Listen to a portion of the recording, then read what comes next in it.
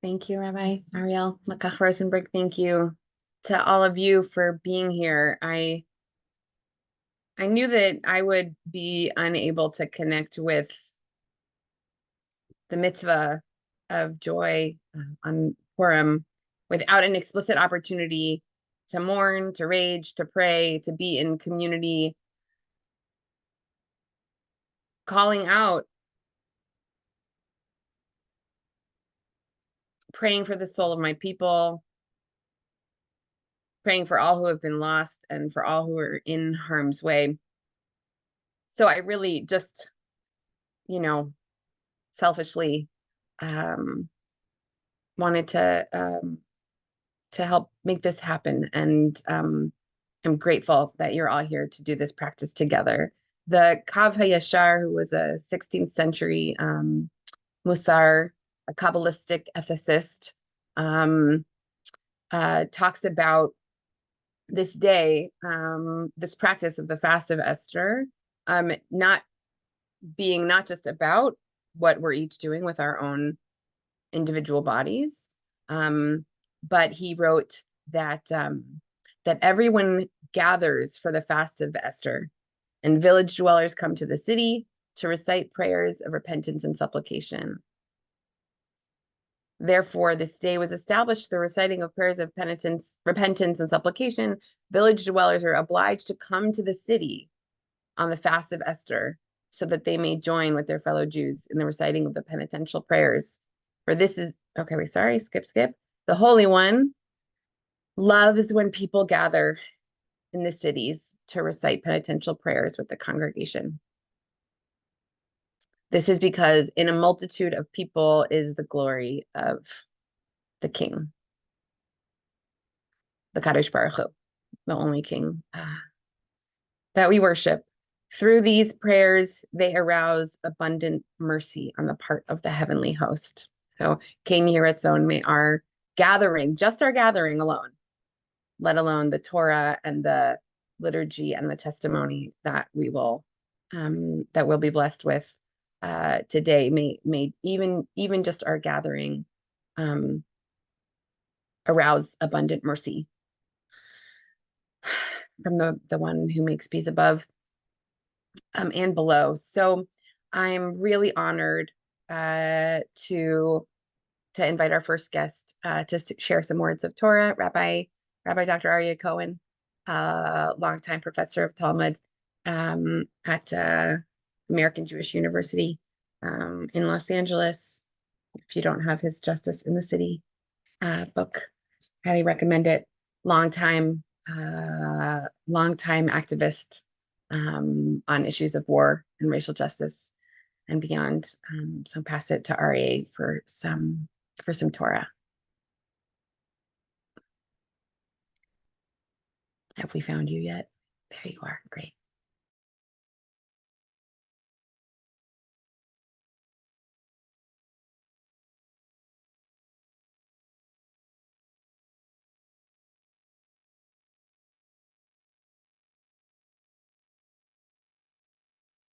Okay, thank you.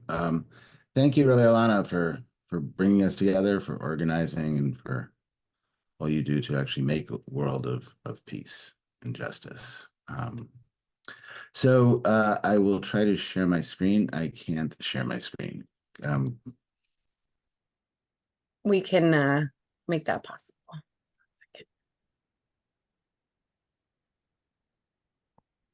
Okay, wonderful. Thank you so much. So what I want to talk about is Purim. This year Purim is this year Purim is even more. Seems to be that there's always something happening around Purim that makes the celebration of Purim problematic. And this year, even more so. Last year, Hawara happened just before Purim. Other year, I mean, going back to more, Baruch Goldstein slaughtered 25 Palestinians on Purim in the Marat Machpelah. And so Purim has always been problematic. And what I want to suggest today is that Purim itself is essentially problematic. The reason it has become a kind of a festival for children, a kids festival, is because it's a way of not dealing with the essential problematics of Purim, with the essential darkness of Purim. I used to think of it as for a longer talk. I used to think of the Purim Tisha B'Av axis, as opposed to the Hanukkah Passover axis, which is the possibility of redemption. The Purim Tisha B'Av axis is what happens in the impossibility of redemption. And so I want to go through I want to go through the Megillah story and some quotes from Talmud, mainly from Rava, who changes the character of Purim explicitly. And Rava is important because Rava was one of the central sages of the Babylonian Jewish community. He was the central Amoraim in the fourth generation of Amoraim. The Rav and Shmuel started the Babylonian academies, and Rava was 3 generations after him, more or less. And he has a very strong diasporic Torah. And he can't go into it now, but take my word for it. He has a very strong diasporic Torah. And I think that that's one of the things that informs his understanding of Purim. And we'll go through a number of his statements about Purim. The first chapter of the tractate Purim in the Babylonian Talmud most of it is a midrash on Megillat Esther. It's a rabbinic interpretation of Megillat Esther.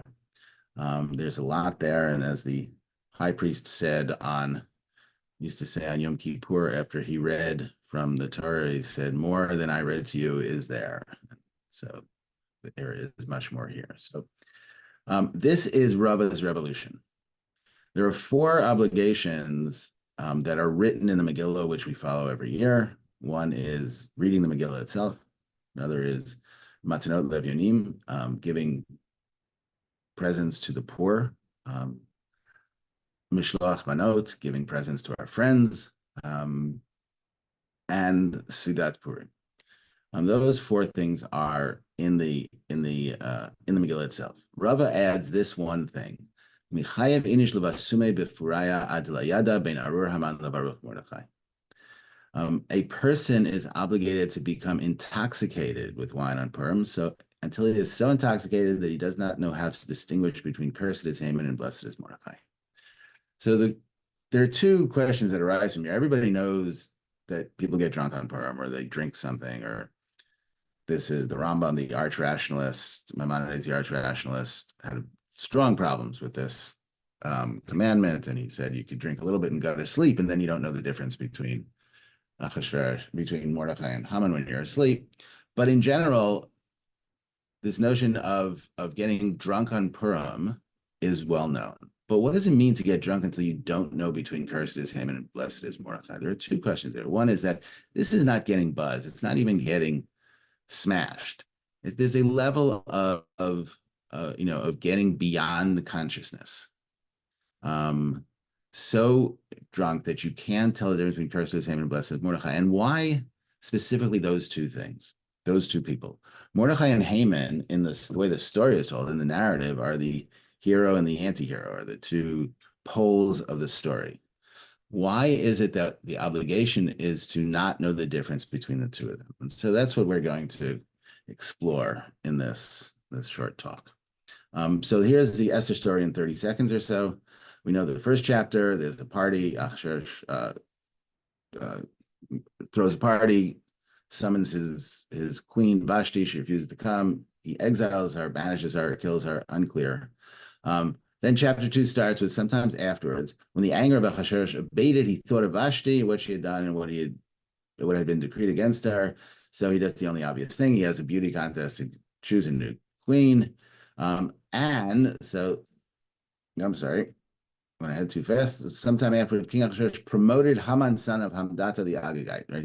He advanced him, seated him higher than any of his fellow officials. All the king's courtiers in the palace gate knelt and bowed low to Haman, for such was the king's order concerning him. But Mordechai would not kneel or bow low. So here we have the first interaction, the first conflict between Mordechai and Haman, and Mordechai and Haman are seemingly on the same plane. Now we're going to have these little notes about where Mordechai and Haman are going to go throughout our reading of the Megillah here. Mordechai and Haman are even. Haman was given this high and mighty stature, and Mordechai didn't care. Now, what's interesting to note here is that in Hebrew school, a lot of people are told that Mordechai wouldn't bow down to Haman either, because Jews don't bow down to rulers, which is obviously not true. There's a blessing to say when you see a king of a foreign country. Also, it says there's another actually midrashic interpretation that Haman wore an idol around his neck. Neither of those things are in the Megillah itself. So Mordechai and Haman were at each other's throat. Haman was thrown into a rage because of this, because Mordechai wouldn't bow before him, and therefore Haman gave the king a whole bunch of money, and the king removed his signet from his hand and gave it to Haman, son of Hammedatha, the Agagite, the foe of the Jews. And the king said, "The money and the people are yours, to do with as you see fit." And of course, what Haman did was he wrote instructions to destroy, massacre, and exterminate all the Jews, young and old, children and women, on a single day. Keep those verses, those phrases in mind, because they will come back. So here we see on the side, Haman on top, Mordechai on the bottom. We go through the Megillah. Mordechai saves the king's life. Then the king realizes that Mordechai has not been rewarded for saving the king's life. So the king, in one of the many ironies in the Megillah, one of the many reversals in the Megillah, asks Haman how to reward somebody who the king really likes. Haman says, dress him up as, on the king's horse with the king's clothing. And the king says, do this to Mordechai.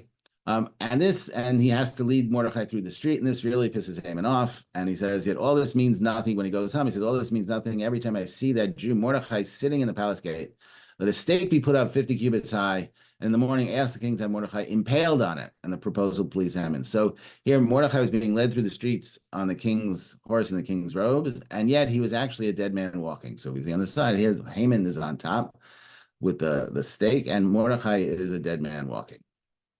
That night, the sleep deserted the king. Actually, this is where the whole garb and the horse, and do this to Mordecai the Jew, who sits in the king's gate, omit nothing of all you had proposed. And here Mordecai is on top and Haman's on the bottom for a bit.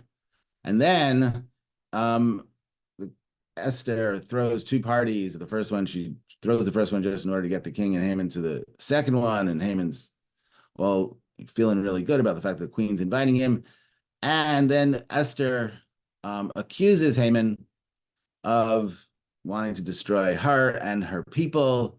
And there is the worst political decision in the history of political decisions. Haman decides to throw himself on Esther to beg for his life, and the king comes back in as Haman is on top of his queen, which does not help him. And they impaled Haman on the stake, which he had put up for Mordecai, and the king's anger abated.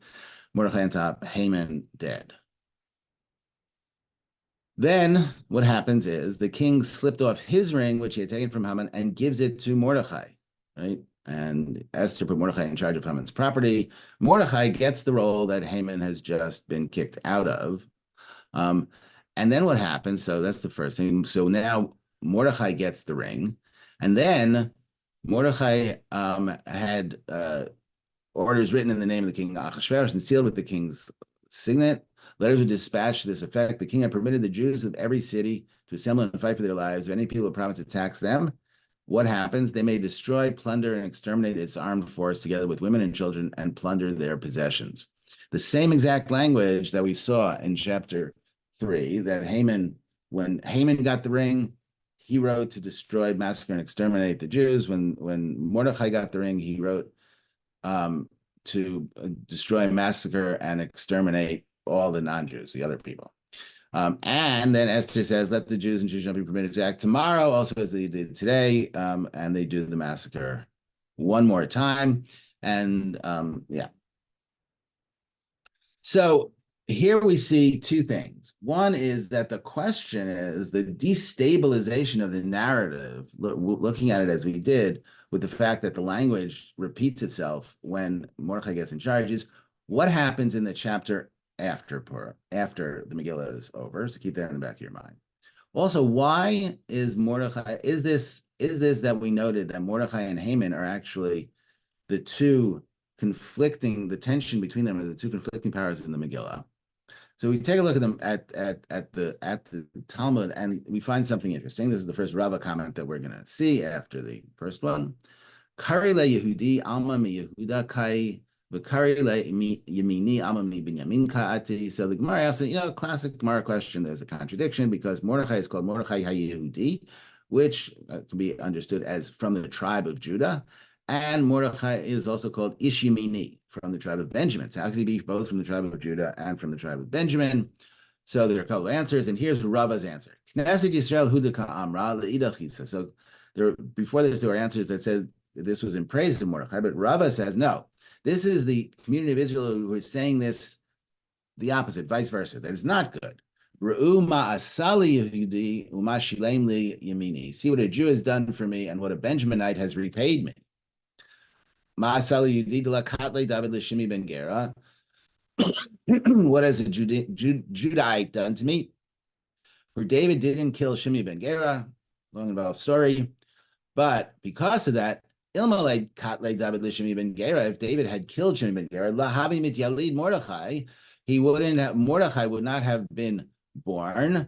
Demikne be Haman, who became jealous of Haman, uvegarim tzara Israel, and caused grief to Israel. If Mordechai hadn't been born, who became jealous of Haman and caused grief to Israel, then this thing wouldn't have happened. The Benjaminite has repaid me. Shaul didn't kill Agag, the king of the Amalekites. Haman,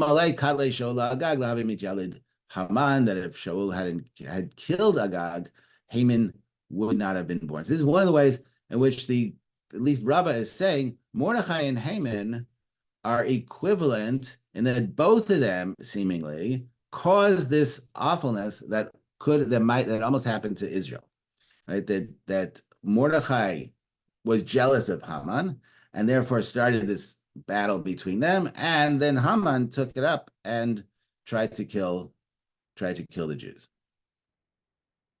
So, well, this is just a framing of the whole thing. This is chapter 1, verse 2. In those days when the king sat. So, Rava plays on the word shevet, which means when the king sat or reigned, but also could also mean, as he says, I'm a Rava, my kishevet. What does it mean, kishevet? Lachashnit yashva dato, when his mind became settled.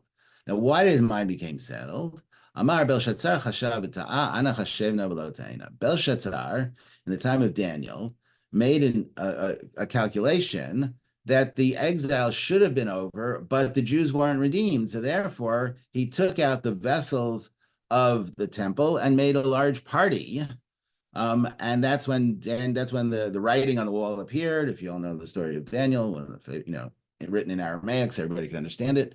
So Ana chashevna v'latena. I, Achashverosh, made a calculation. I didn't make a mistake, and therefore we are at the moment after redemption should have happened, and redemption didn't happen. And there's a lot of ways in which Esther is based on Daniel, or maybe the opposite, depending on when they were written. There's a midrash actually that connects the two, and it says that in the first chapter, kelim shonim, that Achashverosh put out different vessels, says that those were the vessels of the temple, making the explicit connection between this and Belshazzar's feast. But the important thing is that this whole thing is happening on the moment after redemption should have happened. And there's a lot of math trying to prove that. Then we come to Rabba's statement that we started with, Mordechai, and as if to tell us that here Abigail has become intoxicated, that he does not know how to distinguish between cursed is Haman and blessed is Mordechai, if we thought that this was something that is just kind of just get happy. This story is immediately told after the statement. Rabba and Reb Zera made a Purim feast together. They got drunk. Rabba rose, slaughtered Reb Zera. On the morrow, when the wine had left him, that is Rabba, asked for mercy on Reb Zera, and he revived him. As he prayed for him, did something, and Reb Zera came back from the dead. A year later, he said to him, the gentleman should come and we will do a Purim feast together, and then proving that the rabbis are not idiots. He said to him, not in every hour does a miracle happen. Maybe we won't do that. But the important thing here is that we know this is connected because this verb, which says, let us, that they got drunk, is exactly the verb that's used in the Rava statement. So this drunkenness is not just a frivolity or a getting blasted. It's a drunkenness that can lead to slaughter. Okay, so what's going on here with this statement? What I think we see here is that Haman and Mordechai were locked in this battle, which wasn't based on anything except for power, according to Rabbah, right? That Mordechai was jealous of Haman. Haman was angry at Mordechai. And their struggle was a struggle which was beyond ethics, beyond morals. Now, one more statement that brings this home. Rava Amar Bishlama Hatam Halu Abdei Hashem Lo Abdei Paro El Hacha Halu Abdei Hashem Lo Abdei Achashverosh Kati Abdei Achashverosh Ana. This is answering the question in halacha discussion. Why don't we say Hallel on Purim the same way we say Hallel on Pesach, and actually say Hallel on every holiday? But why do we say Hallel on Purim, on Pesach, and not on Purim? And the answer is because on Pesach, on Passover, we can say Halu Avdei Hashem, which is one of the psalms that we say in Hallel. Give praise, O servants of God, and understand that it means servants of God and not servants of Pharaoh. But we can't say that on Purim because we can't say give praise to servants of God and not servants of Achashverosh, because we are still servants of Achashverosh. Now, I want to claim that we are still servants of Achashverosh, both in the time of the Megillah And in the time of Rava, they still lived in Persia. So, and also metaphorically nowadays, as we have not overthrown the regime of Ahasuerus. We are still living in the regime of Ahasuerus. So what is the regime of Ahasuerus? The regime of Ahasuerus is when it is Ahasuerus who has the ring and everybody else is fighting for power. So if Ahasuerus is still there, and this coming back to the question, what happens in the next chapter of the Megillah?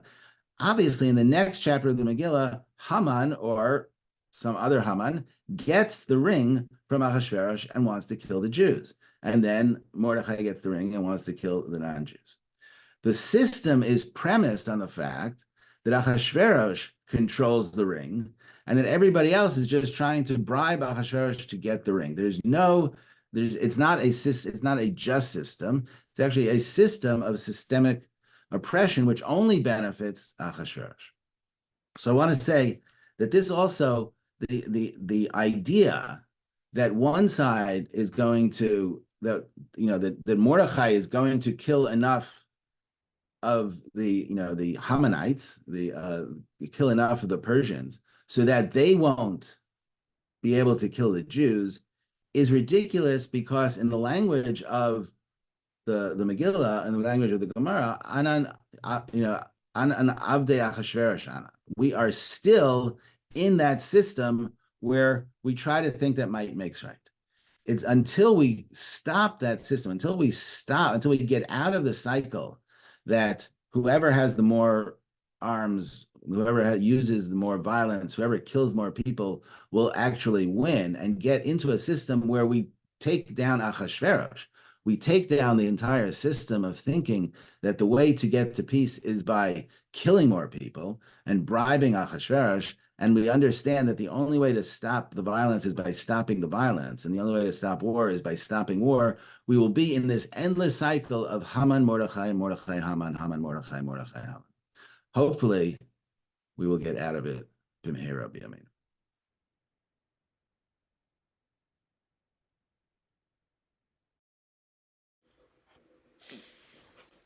Thank you so much, Rabbi Aryeh. We're holding this space open for learning and for practice, giving ourselves a chance to dig into the spiritual work also of Tanit Esther, of this fast of Esther. And pulling from the same teaching that Rabbi Ilana started with, from the Kav Yashar, I want to offer Psalm 22 as an opportunity for us to practice, and an opportunity for us as a community gathering in this temporary space to really pour our intention and our focus towards a redemption and a mercy and a justice and an end of oppression. The Kav Yashar teaches that it's the work on Tanit Esther to invoke our mythic ancestors, to invoke Mordechai and Esther, and to draw them closer, so that way the generations that have been pushing for justice, the generations that have been imagining a world beyond the world in which we live, can join together on this day and open the gates of mercy. And the Kav Yashar teaches that we begin by reciting Psalm 22, which invokes or makes reference to Esther. And in opening with Psalm 22, we then open the space for us to pour our whole hearts out and make our specific requests, the requests of this moment, of this Purim, of this fast. And so I want to invite us into that practice. I'll chant the first and the last verses of Psalm 22, and I want to invite us as a community to pour our hearts out, to invoke the ancestors who have taught us what it means to stay in the struggle, what it means to find community, what it means to dream beyond the limits of this time, and to focus our minds on an end to this catastrophic violence. What could it mean this year, in this moment, for each of us in our lives and in relationship to the atrocities in Gaza, the continued captivity of hostages, and this massive division and conflict within our people, to dedicate this day to transformation. So I'm going to share the words of the psalm that I'll be chanting in the chat if you want to chant with me, or if you want to focus and really focus your own prayers, your own intentions. You're welcome to do that as well. Ya la la la ya, ya la la ya ya ya, ya la la ya ya, ya la la la ya, ya la ya, ya la la ya ya ya, ya la la ya yo. Ay, ay, ay, oh. למנצח על איילת השחר, מזמור לדוד. אלי, אלי, למה עזבתני? רחוק משועתי, דברי שגתי. אלוהי אקרא יומם ולא תענה, ולילה ולא דומיה לי. ואתה קדוש יושב תהילות ישראל, בך בטחו אבותינו, בטחו ותפלתמו, אליך זעקו ונמלטו, בך בטחו ולא בושו. ואנוכי תולת ולא איש, חפת אדם ובזוים, כל רואי יליגו לי, יפטירו בשפה יניעו ראש. גולל אדוני יפלטהו, יצילהו כי חפץ בו, כי אתה כוחי מבטן, מבטיחי על שדי אמי. עליך השלכתי מרחם, מבטן אמי אלי אתה. אל תרחק ממני, כי צרה קרובה, כי אין עוזר. Ya la la la ya, ya la la ya ya ya, ay ay ay yo, ay la ya yo, ay ay yo lo, ya la la ya ya ya, ay ay ay ay. היי היי היי יאכלו ענבים וישבעו, יעללו אדוני דורשיו, יחי לבבכם לעד, יזכרו וישובו אל אדוני כל אפסי הארץ, וישתחוו לפניך כל משפחות גויים. כי לאדוני המלוכה ומושל בגויים, אכלו וישתחוו כל דשני הארץ, לפניו יכרעו כל יורדי עפר, ונפשו לא חיה. זרע יעבדנו, יסופר לאדוני לדור, יבואו ויגידו צדקתו, לעם נולד כי עשה. יאללה לה יאיו, יאללה יאיו.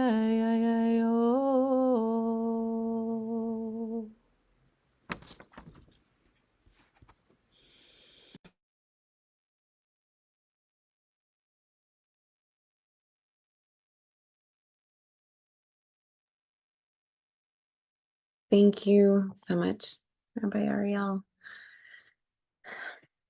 Pass it over to our friend Joel Carmel, who's the advocacy director, right? Advocacy coordinator at Shovrim Shtika, Breaking the Silence. to offer some testimony. Thank you so much, Joel, for being here. Hi, can everyone hear me? Thanks very much, first of all, for this invitation. I'm speaking to you from my home in Jerusalem, and so I'm coming to the end of my fast today, Tanit Esther, and I feel like I needed something like this to. I've been thinking a lot about Purim, and I have decided that this year I always read some of the Megillah um, in my community, in my shul, and I decided that this year I'll be reading my part in the Ta'amim, the tune of Megillat Eicha, which is a tradition that already exists for certain verses, but I think I'm going to be doing my whole chapter in that tune because I feel like this is a moment, kind of like the breaking of a glass under a chuppah. There's a necessity to remember the pain of what's going on around us, even as we celebrate. So I'm Joel Carmel. You can hear from my accent that I grew up in the UK. I'm from London originally. I grew up very much at the heart of the Jewish community, and it was very obvious to me from a young age that I would find myself in Israel. I saw Israel always as my home. And I made the decision when I was about 16 or 17 that I didn't want this kind of abstract future of Israel to be so abstract anymore. And I decided that I would make Aliyah, meaning immigrate to Israel, immediately after high school when I was 18. And that's what I did. I packed a bag. I went to study in a yeshiva in the north of Israel and then officially made Aliyah. And it wasn't long. I mean, there were obviously bureaucratic things along the way, but it wasn't long before I found myself in IDF uniform. I was never a very kind of like machoistic person. I didn't join the IDF because I saw myself as a great warrior or something, but I saw this as my obligation, just like, you know, my fellow Israeli brothers and sisters who are conscripted to the IDF. I wanted to be part of Israeli society. And so I was about 20 years old when I was drafted, and I was sent to a unit called COGAT, which stands for Coordination of Government Activities in the Territories. And it's interestingly, COGAT is often a unit that is better known abroad than inside Israel itself, because it's the unit that deals with managing the occupation, basically. All of the bureaucracy and the de facto government, basically, of much of the West Bank, dealing with all of the day-to-day issues of, you know, how to run a place, which in the West Bank is under the direct control of the IDF, and in Gaza also, but indirectly. So I was sent to my first year. I was on a base on the border of Gaza, the Erez crossing, which is it was actually one of the bases that was breached on the 7th of October, and I understand today it doesn't exist anymore, completely destroyed. And a couple of the soldiers who were there at the time were actually taken hostage. And so I spent about 10 months there dealing with permits for people to enter and leave Gaza, which is for the very, very lucky few. At the time, there was something like maybe 400 people a day allowed through, which is VIPs, aid workers, and people with very specific diseases and illnesses that they needed medical treatment for in Israeli hospitals. But again, this was at the Erez crossing, which was built with a capacity for something like 40,000 people to go through a day. And in practice, it was more like 400. And after those 10 months, I was sent to officers training course and later became an officer and was posted in the West Bank in the Jenin district, which is the northern West Bank. And there I was again in charge of movement permits, this time for Palestinians living in the Jenin district to enter and exit Israel. And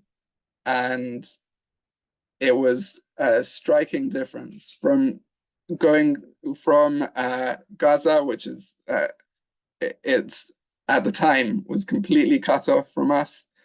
We couldn't see any of the Gazan population, and going from that to officers training course and then to being the person who overnight, from being a cadet to being the person in charge of or responsible for the freedom of movement of tens of thousands of people, was a huge responsibility on my shoulders and a big shift in my life. Suddenly feeling like I was someone who a lot of people were relying on. And I think it's something to reflect on here, because we were, the theme of this event is violence. And there's something about being the person in the, in the bureaucracy, in the office, who stamps the permits and either says yes or no, which feels very kind of detached. And in practice, that violence is, although physically maybe not nothing special, but it's a very significant type of violence. Disrupting people's lives, making it impossible for people to live their full lives, see family members, get the medical treatment that they sometimes needed, being able to make a living. All of those things were suddenly things that I had responsibility over, even from my position as a very low-ranking officer in the IDF. But I think for me, the turning point was when one night I was on my base, and this base was shared between us and the civil administration, which is the subunit of Kogat that runs the West Bank. And the other unit on our base was a unit of border police. And I heard one day that these border police, or this company of border police, was given what's called a mapping mission. They were sent to go into a village. And I asked if I could join them, because I was curious. And I kind of wanted to see what that looked like. I'd heard about it and I wanted to experience it for myself. And I had at the back of my mind that I'm a good person, and maybe I could have some kind of influence over the other border police soldiers. And I asked to join, and they said no problem. And I found myself very late that night, maybe 12:30 or 1 o'clock in the morning, getting in a Jeep together with these border police soldiers and driving into a small village just outside of the city of Jenin in the northern West Bank. And when we got there, it was a short drive. When we got there, we got out of the cars. We divided into small teams, and we were given a list of coordinates, which are basically people's addresses, and sent to go knocking on those doors. And I remember the adrenaline of this kind of late night excursion into a Palestinian village, running to the first house, and the commander banging on the door, and the household owner opened up and was obviously horrified or shocked or petrified to see maybe 8 or 9 heavily armed IDF personnel with, you know, all of our protective gear and our helmets on our heads and our rifles and everything. And the commander of the force said to him, go wake up all of your family. We want to see everyone. And the person was obviously very obedient. He immediately went, woke up his family members, brought everyone downstairs to the entrance of the house. And the commander started asking a list of questions. What are your names? What are your ID numbers? What do you, where do you send your kids to school? What, I don't know, all sorts of very standard questions like that. And while this kind of interrogation was happening, I remember looking at this scene. I was kind of at the back of this group of border police soldiers, and I remember looking at the family that was in front of my eyes, and seeing just a regular family with little kids. There were maybe I think maybe a 6-year-old and an 8-year-old, and I remember just looking at them, at their eyes, and thinking they're terrified of us, and they don't know that we are not here to hurt them. For all they know, we're going to do some harm, but no one's actually told them that everything's okay. We're not here to hurt them, and I wanted to somehow communicate that to them, and I realized that there was no real way of doing that, because I don't speak Arabic, and I was at the back of this group, and I don't really know what goes on in these missions. And my only real way of communicating that to them was just through my body language and just smiling, just trying to show them that it's going to be okay, with my facial expression. And I smiled at them, and they didn't smile back. They gave me this piercing stare of anger and hatred, and I remember that moment being kind of I think of it as like a crack in my story, because until that moment, throughout my childhood and definitely in my training throughout my army service, we were all told, and we're kind of all brought up with this notion that the IDF is a moral army, and we do whatever we need to do in order to protect Israeli citizens. We do whatever we do for security reasons, even if sometimes it brings us into unpleasant situations. We only do it for security. And I remember that moment, looking at those kids' eyes and thinking, there's nothing security related about this. And that kind of changed everything, because that understanding that this wasn't going to protect any of my friends or family in Tel Aviv and Jerusalem and Haifa, but in fact, maybe during this moment, I've actually done the opposite, and maybe we've radicalized these kids and turned them against us in a way that perhaps they didn't feel before.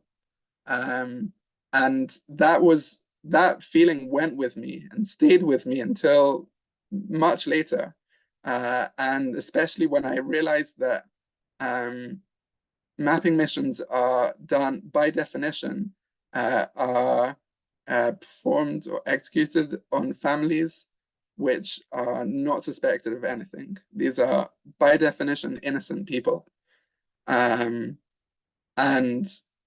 the reason that we do it, according to the military, apart from because we want to supposedly collect information, is because we want to show them who's boss.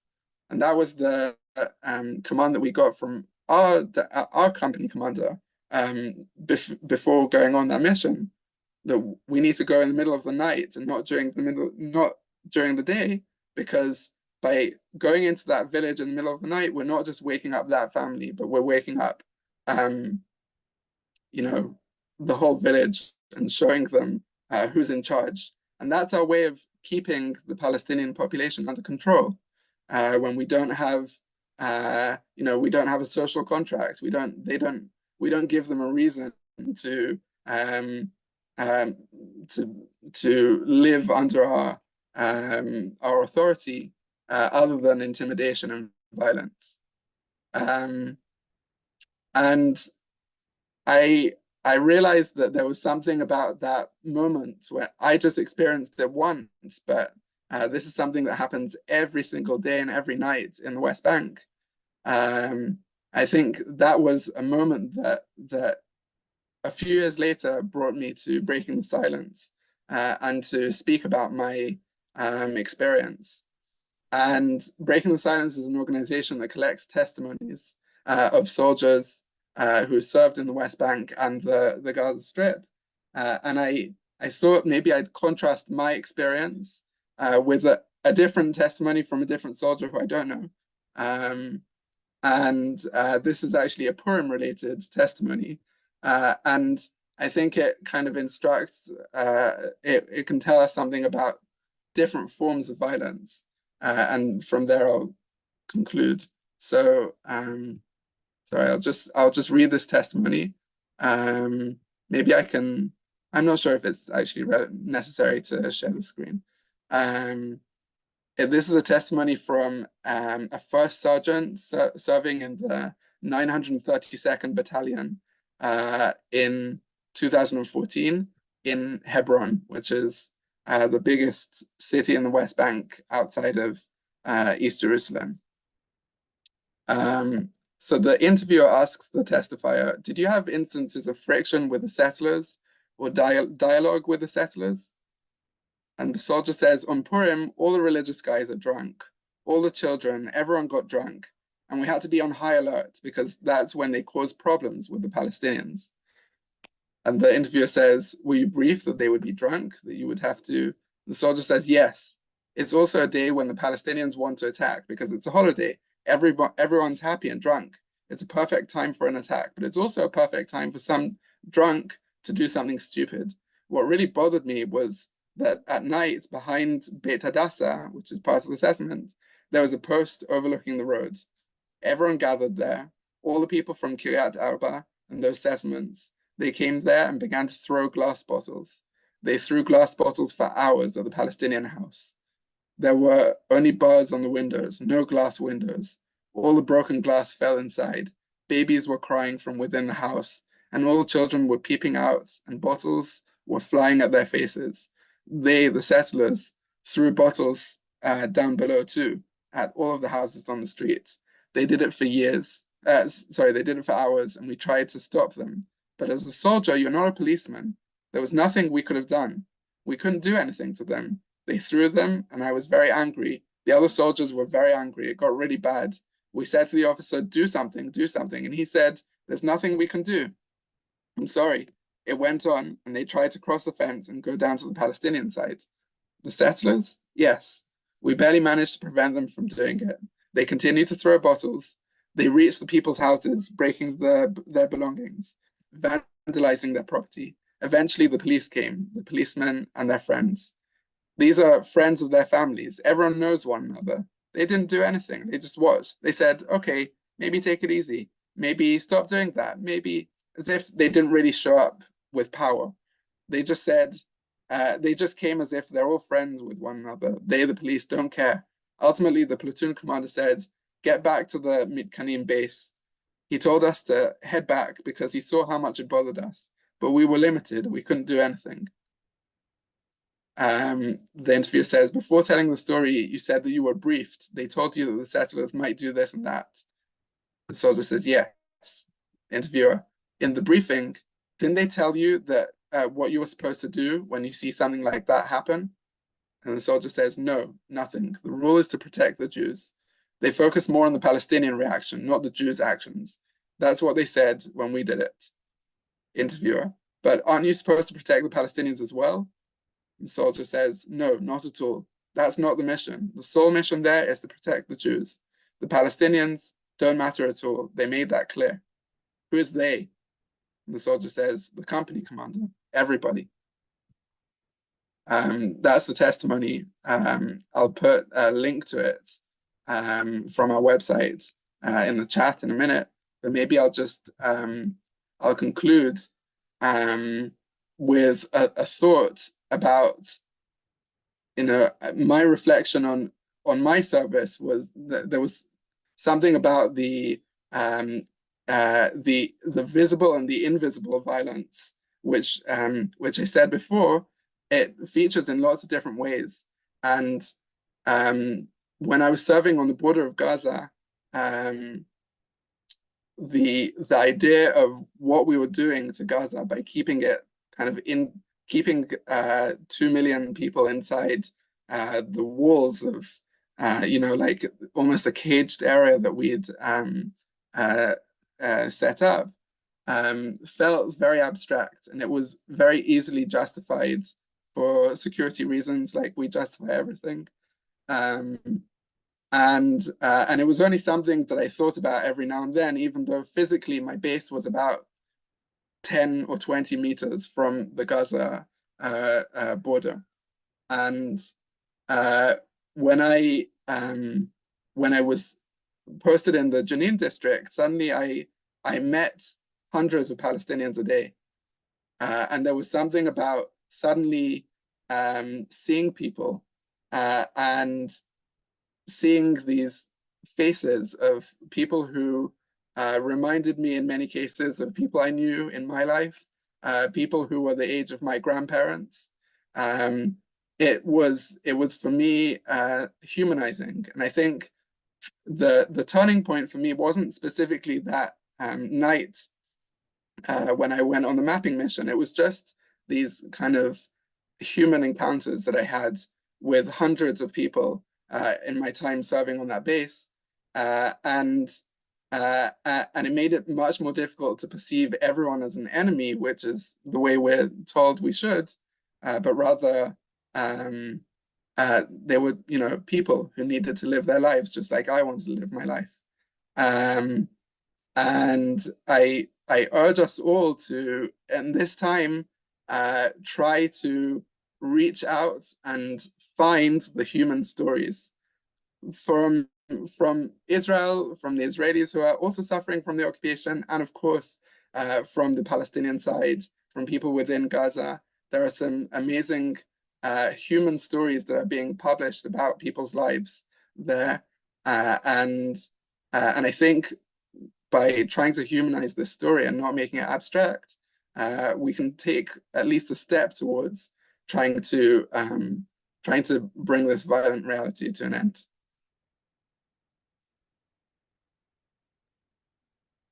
Thank you so much, Joel. I'm very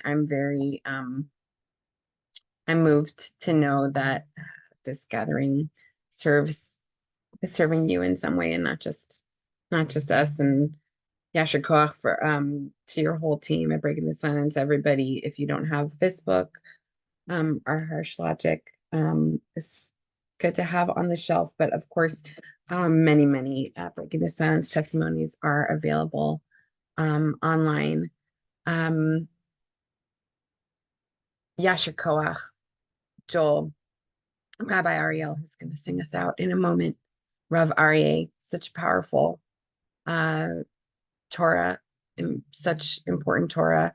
On behalf of Rabbis for Ceasefire and Synagogues Rising, I want to thank everybody here, and hundreds of people registered for this session. So we'll be sharing the link out and probably sharing on social media. Oh, Joel, you sent that just to me. Maybe you can put that to everybody. And so on behalf, did I just say what I wanted to say? On behalf of Rabbis for Ceasefire and Synagogues Rising, I want to thank all of you here today, all of you who will listen to this, for being here and for everything that you do to refuse to take the ring, to break this cycle of violence. I'm just gonna, before I pass it back to Rabbi Ariel, just wanted to close with these powerful words that I just saw on that Raphael Madrick, I think I wrote his name, on Facebook this morning, and I'll read it, and then we'll close. As I understand it, the message of today's fast, the fast of Esther, is do not imagine that you could be safe when others are unsafe. Our safety is always bound together across lines of power and privilege. The state and the empire do not protect us. Only we can protect ourselves through mass solidarity. Through gathering together, we can access a power greater than the might of armies multiplied 1,000-fold. Ken Yiratzon. I'm not sure if I should say Chag Sameach, but I will. I hope that everyone has the Chag that is right for them this year. Thank you so much, Rabbi Lana. Thank you for gathering us together. And we're going to, in just a moment, depart this space and re-enter our day.